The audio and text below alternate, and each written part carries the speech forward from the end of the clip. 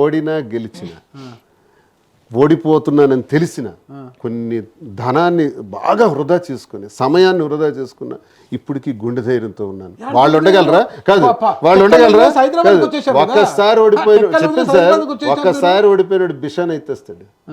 5 సార్లు ఓడిపోయినా ఉన్నాను. నా వ్యాపారాలు ఆపేశారు, మైనింగ్ ఆగిపోయింది, అన్ని నిలుపుదల చేశారు, వ్యక్తిగత వ్యవహారాలు వీటన్నిటితో ఆపు చేశారు.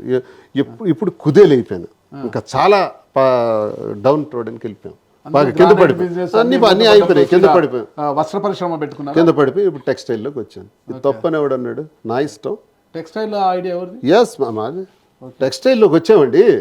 ఈ టెక్స్టైల్ అన్నది హైదరాబాద్లో ప్రారంభించామండి, ఆంధ్రాలో కూడా చేస్తాం, బెంగళూరులో కూడా అనుకుంటున్నాం చేస్తాం, జ్యువెలరీ కూడా చేస్తాను. రాజకీయం వదలను. రాజకీయంలో ఎవరైతే నాకు పార్టీ నుంచి సస్పెండ్ చేయించడానికి కారకులైనారో వాళ్ళకి నా శక్తి జనంలో చూపెడతాను. ఇప్పుడు మరి ఎన్నిసార్లు చెప్పుకుంటుంది మిస్టర్ ధర్మాన ప్రసాద్ అంటే ధర్మాన కృష్ణదాస్ వాళ్ళే ఉంటారు, ప్రధానమైనది వాళ్ళే. వాళ్ళకు 3-4 సపోర్ట్ చేస్తారు ఆటోమేటిక్గా.